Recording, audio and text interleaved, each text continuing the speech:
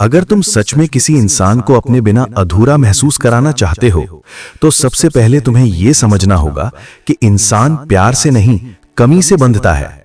वो चीज जो आसानी से मिल जाती है, उसकी कीमत नहीं होती, लेकिन जो धीरे धीरे दूर होती जाती है, वही दिमाग में घर बना लेती है। डार्क साइकोलॉजी कहती है कि आकर्षण पैदा करने का सबसे खतरनाक तरीका है सामने वाले को यह एहसास दिलाना कि वो तुम्हें पूरी तरह समझ ही नहीं पाया, क्योंकि इंसानी दिमाग अधूरी चीजों को पूरा करने के लिए खुद को मानसिक रूप से थका देता है।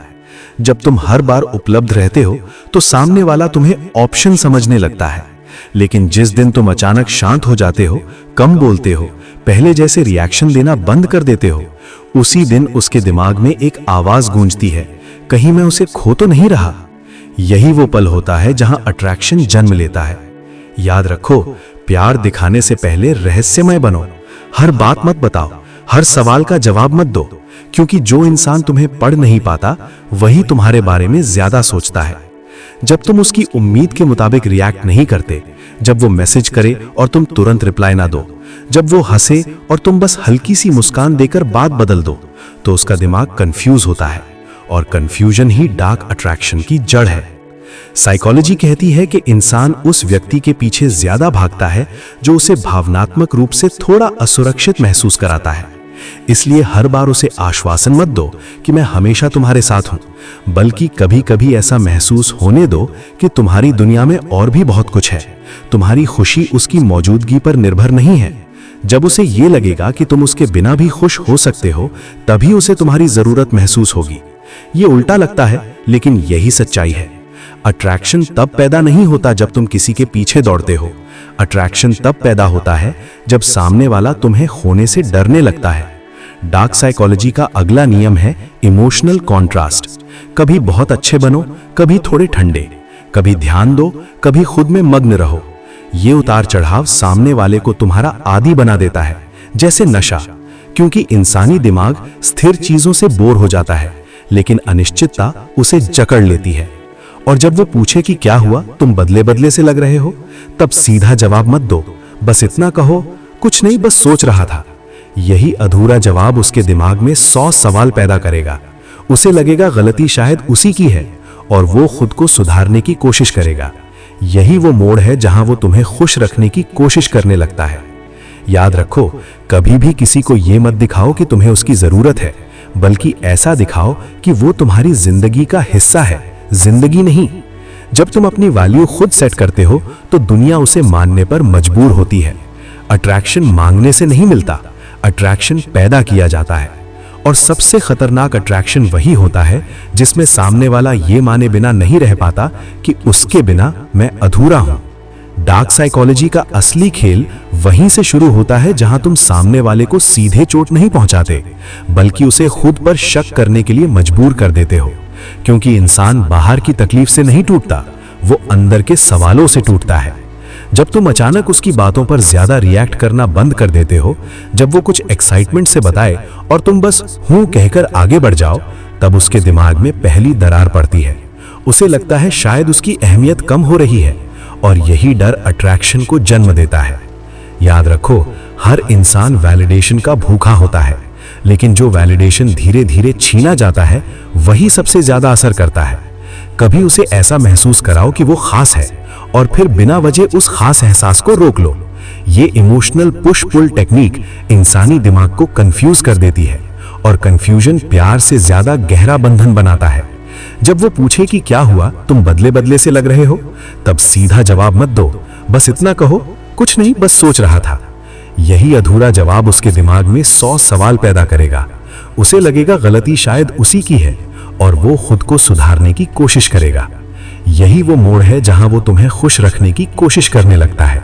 याद रखो, कभी भी किसी को ये मत दिखाओ कि तुम्हें उसकी जरूरत है, बल्कि ऐसा दिखाओ कि वो तुम्हारी जिंदगी का हिस्सा है, जिंदगी नहीं। जब तुम अपनी वैल्यू खुद सेट करते हो, तो दुनिया उसे मानने पर मजबूर होती है। अट्रैक्शन मांगने से नहीं मिलता, अट्रैक्शन पैदा किया जाता है। और सबसे खतरनाक अट्रैक्शन वही होता है जिसमें सामने वाला ये माने बिना नहीं रह पाता कि उसके बिना मैं अधूरा हूं।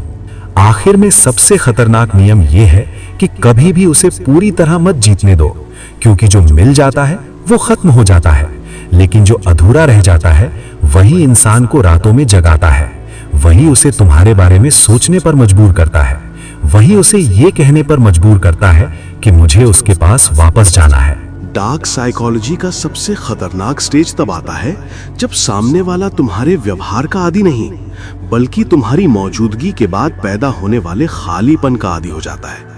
क्योंकि इंसान किसी इंसान से नहीं, उस एहसास से जुड़ता है जो वो इंसान उसके अंदर छोड़ जाता है। इसलिए अगर तुम उसे इमोशनली डिपेंडेंट बनाना चाहते हो तो सबसे पहले उसे ये सिखाना होगा कि वो खुद को तुम्हारी नजरों से देखे। कभी उसकी तारीफ ऐसे करो जैसे कोई और उसे समझ ही नहीं पाया। कहो तुम अलग हो, बाकियों जैसे नहीं। फिर कुछ समय बाद वही तारीफ बंद कर दो, अचानक दूरी बना लो। क्योंकि जब किसी को अपनी पहचान किसी एक इंसान से मिलने लगती है और वो पहचान छिन जाती है, तब उसका दिमाग पैनिक मोड में चला जाता है। वो खुद को पहले जैसा साबित करने की कोशिश करता है, तुम्हें खुश करने की कोशिश करता है, और यहीं से डिपेंडेंस शुरू होती है। कभी कभी उसकी बातों को हल्के में लो, कभी उसकी इमोशंस को पूरी गंभीरता से सुनो।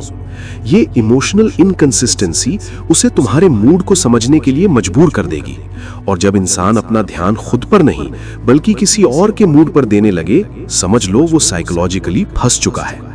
याद रखो, ज्यादा गुस्सा नहीं दिखाना, ज्यादा प्यार भी नहीं, बल्कि एक शांत सा कंट्रोल, जैसे तुम्हें सब समझ आता है लेकिन तुम सब कहते नहीं। साइलेंस प्लस सॉफ्ट डोमिनेंस सबसे खतरनाक कॉम्बिनेशन होता है। जब वो बोले मुझे डर लग रहा है कि मैं तुम्हें खो दूंगा, खो दूंगी, तब उसे रीअश्योर मत करो। बस इतना कहो, डर तो मुझे भी लगता है, फर्क बस इतना है कि मैं उससे भागता नहीं। ये लाइन उसे ये महसूस कराएगी कि तुम इमोशनल रूप से उससे ऊपर हो, और इंसान हमेशा उस इंसान के पीछे झुकता है जिसे वो खुद से मजबूत मानता है। धीरे धीरे उसे ऐसा लगने लगेगा कि तुम्हारे बिना उसकी इमोशनल स्टेबिलिटी बिगड़ जाती है। वो खुश होगा तो तुम्हारी वजह से, परेशान होगा तो तुम्हारे रवैये से, और जब किसी की इमोशनल अवस्था किसी और के कंट्रोल में चली जाती है, वही असली साइकोलॉजिकल अटैचमेंट होती है। लेकिन सबसे अहम नियम यह है कि कभी उसे पूरी तरह टूटता हुआ मत दिखाओ, बल्कि हर बार उसे ऐसा लगे कि बस थोड़ा और कोशिश कर लूं, शायद वो पहले जैसा हो जाए। क्योंकि उम्मीद इंसान को सबसे ज्यादा बांधती है, प्यार नहीं। और अंत में जब वो खुद ये कहने लगे कि मुझे तुम्हारे पास वापस आना है, मुझे तुम्हारी जरूरत है, तब समझ लेना कि डार्क साइकोलॉजी का चक्र पूरा हो चुका है। क्योंकि अब तुम उसके दिमाग में एक इंसान नहीं बल्कि एक इमोशनल एंकर बन चुके हो, जिसे छोड़ने का मतलब उसे खुद को खोना लगेगा। अब अगर तुम यहां तक सुन चुके हो, अगर तुम्हें यह महसूस हो रहा है कि दिमाग के किसी कोने में कुछ हिल सा गया है, अगर तुम्हें अपनी पिछली गलतियां, अपने रिश्तों की चुप्पियां, अपने अधूरे जवाब और वो लोग याद आ रहे हैं जो अचानक दूर हो गए थे, तो समझ लो ये वीडियो सिर्फ देखने के लिए नहीं था, बल्कि समझने के लिए था। क्योंकि साइकोलॉजी का सच यही है कि जो इंसान खुद को समझ लेता है, वही किसी भी रिश्ते में हारता नहीं। इसलिए इस कहानी को यहीं खत्म मत होने दो। अगर तुम चाहते हो कि अगला वीडियो और गहराई में जाए, जहां अट्रैक्शन और ऑब्सेशन के बीच की महीन लाइन को पूरी तरह खोला जाए, जहां यह समझाया जाए कि प्यार कब कमजोरी बन जाता है और कंट्रोल कब आत्मसम्मान, तो अभी इस चैनल को फॉलो करो, इस वीडियो को सेव करो और कमेंट में सिर्फ एक लाइन लिखो, नेक्स्ट पार्ट। क्योंकि अगला पार्ट सिर्फ देखने वालों के लिए नहीं होगा, वो सिर्फ उन्हीं के लिए होगा जो सच में अपने दिमाग की ताकत को समझना चाहते हैं। और याद रखो, दुनिया में सबसे खतरनाक इंसान वो नहीं होता जो दूसरों को कंट्रोल करता है, बल्कि वो होता है जो खुद को कंट्रोल करना सीख लेता है।